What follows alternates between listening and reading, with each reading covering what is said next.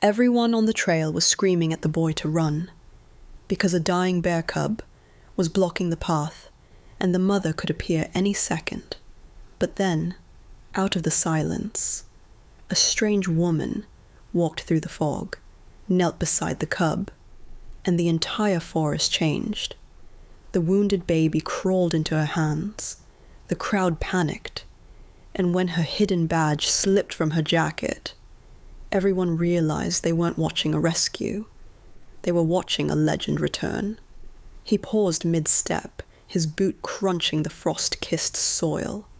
The trail curved sharply ahead, disappearing behind a cluster of old pines. And from somewhere beyond that curve came a sound so soft he almost missed it. A whimper. Not a dog. Not a deer. Something smaller, but deeper. Noah's breath caught.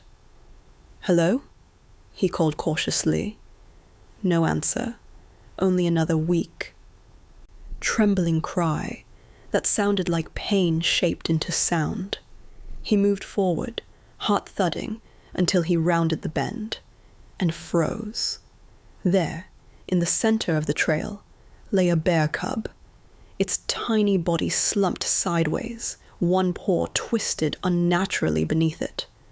Mud matted the fur along its side, and a thin line of blood trailed from its shoulder. Its chest rose and fell in short, desperate breaths. Every time it inhaled, it whimpered. Noah felt his stomach twist. A baby, alone in agony. "Hey," he whispered, voice shaking. "It's okay. I won't hurt you." But before he could take another step, footsteps thudded behind him. A couple of hikers emerged, gasping. "Whoa, kid, back up," a man barked. "Where there's a cub, the mother's close." A woman grabbed Noah's arm. "Are you crazy? Get away from it." Noah resisted, shaking his head desperately. "He needs help. Look at him," the man scoffed. "It's a bear. That's nature. Circle around it and leave it." Another group of hikers appeared, phones already out, recording. Someone muttered, "This'll probably go viral. Kid stares down baby bear." Noah gritted his teeth. "He's hurt. Please, someone call a ranger." A jogger snorted. "Good luck with that. Rangers take hours to respond. And that cub might be bait." Noah flinched. "Bait? For predators," the jogger said carelessly. "Mountain lions drag babies out to lure larger prey." The boy's chest tightened. The cub shivered violently, its tiny claws scraping uselessly against the dirt. Noah stood his ground. "I'm not leaving him." Someone muttered, "Kids these days always trying to be heroes." Another hissed, "Get back before the mother finds us." But Noah didn't move. He couldn't. The cub's eyes, dark, glassy, pleading, were locked on his. A faint whining sound escaped the cub as it tried to lift its head, and failed. It collapsed completely, panting now, trembling all over. Noah whispered, voice breaking, "He's dying." The crowd shifted uneasily. Fear smelled stronger than sympathy. But then the forest wind changed. A low, cold gust sweeping across the trail, making the pine needles rattle like whispered warnings. Someone gasped softly. A figure appeared in the distance. A woman. She walked toward them with a calmness that didn't match the growing panic of the crowd. Her boots were mud-splattered, her backpack rugged and worn, her jacket patched like it had survived storms most people never stepped into. Her dark hair was pulled back in a tight braid, and her steady, unreadable eyes stayed focused on the cub. No one recognized her. She didn't look important, not heroic, not official, just quiet. But the moment she stepped fully into view, the forest seemed to exhale, as if it knew her. Noah stared.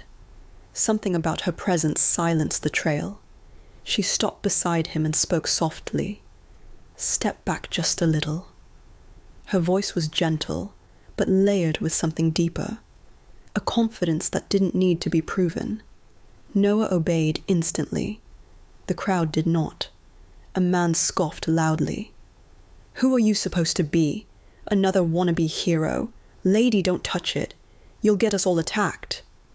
The woman didn't even glance at him. She knelt slowly beside the cub, lowering herself with a controlled grace that made Noah's heart pound. The cub whimpered, but didn't move away. Her gloved hand hovered above its head, not touching, just letting the cub feel her presence. Noah whispered, Is he going to make it?" Her eyes softened for the first time. "If we move fast," a few hikers scoffed. "Oh, great, she thinks she's some kind of bear whisperer. Don't encourage her. She's going to make it worse. Back off, lady. Professionals only." But she ignored every voice except Noah's. The cub, barely conscious, dragged its head toward her, pressing its nose weakly against her boot. A collective gasp spread through the trail. Bears didn't approach strangers. Wounded cubs certainly didn't. Noah whispered, He trusts you." The woman inhaled sharply, a breath full of emotion she didn't show on her face. Then, as she shifted to support the cub's injured body, the strap of her backpack slid a few inches, revealing something metallic tucked beneath her jacket. A badge, worn, scratched, but unmistakable. Noah's eyes widened. A hiker choked on their breath. Someone whispered, "No way." The man who mocked her stepped back, face draining of color. "Is that an official wildlife unit badge?" The woman said nothing. Not yet. Instead, she put both hands gently around the cub, assessing its injuries with a precision that quieted even the loudest skeptics. "No sudden movements," she murmured. "He's in shock."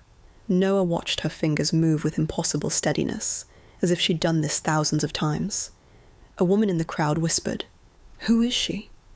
A hiker muttered, "Nobody dresses like that if they're official." But Noah knew. He sensed it in the way the forest respected her, in the way the cub trusted her, in the way her presence changed the air. Something wasn't normal about her. Something was hidden.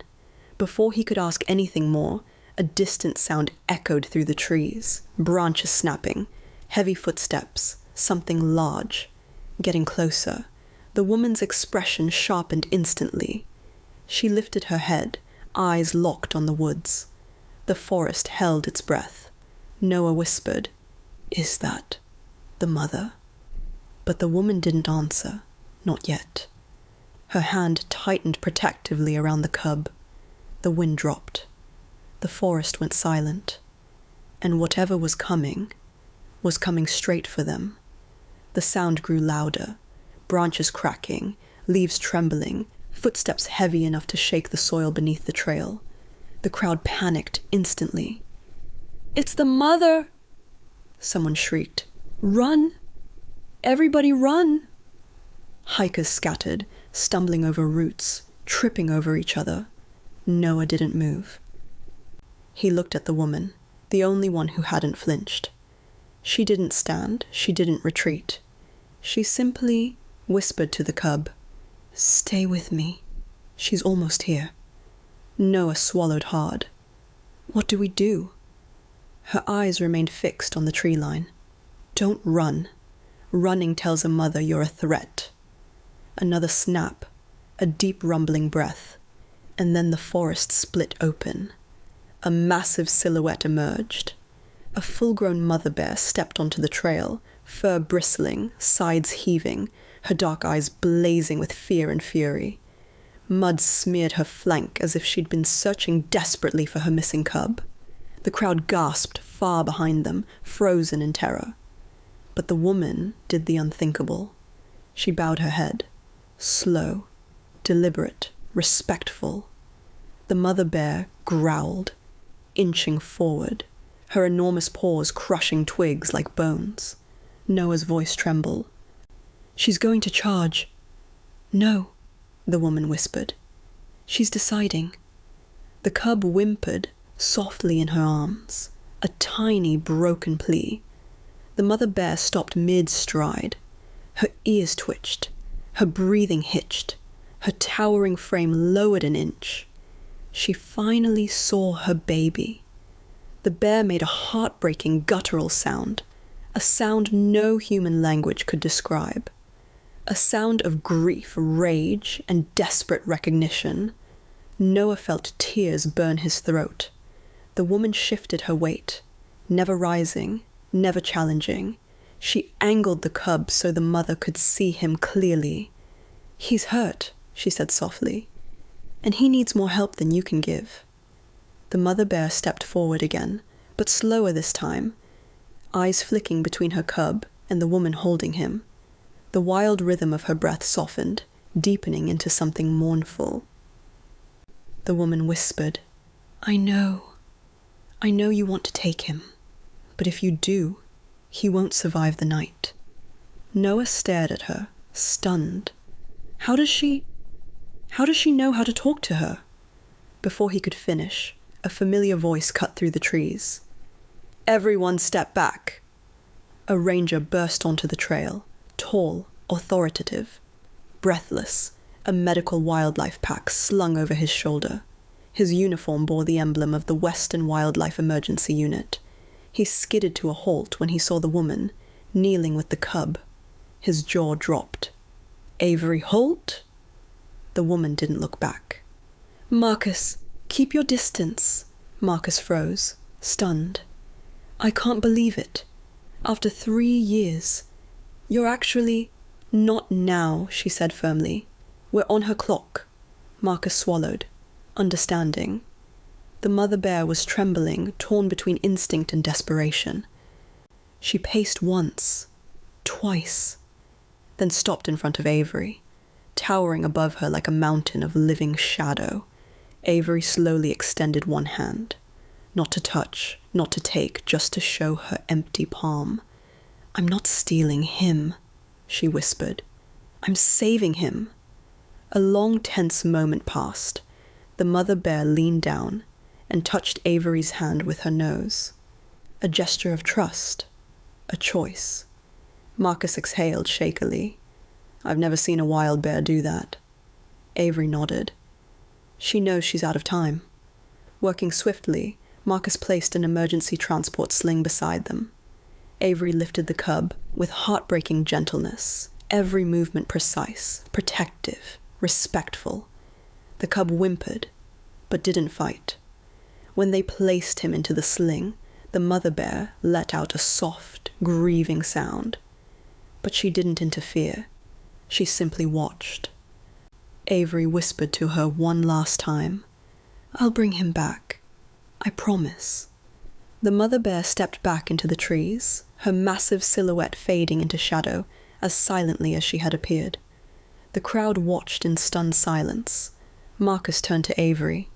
3 years off the grid, and you return like that. Do you know what they still call you? Avery tightened the sling straps. "Don't start." Marcus couldn't help it. His voice dropped reverently. "The forest's last call." Avery flinched, a name she hadn't heard in years.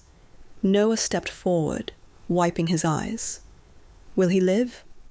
Avery looked at him, finally allowing her hardened expression to soften. "He survived because you didn't run." Noah swallowed. "I just couldn't leave him." "Exactly," she said. "Compassion isn't something you learn. It's something you choose." Marcus secured the cub in the truck, radioing ahead for the wildlife clinic. Before Avery climbed in, Noah took a step closer. "Will you really bring him back?" Avery gave him the smallest, rarest smile, the kind that held weight and truth. "I keep my promises." The door shut. The engine rumbled.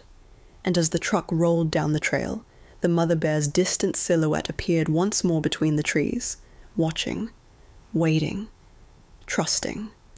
Noah knew he would never forget what he witnessed. Not just a rescue, not just courage, but the moment a woman kneeled beside a dying cub, and a mother bear trusted a human one last time. because compassion speaks a language even the wild can understand. And some people, like her, answer cries the world ignores.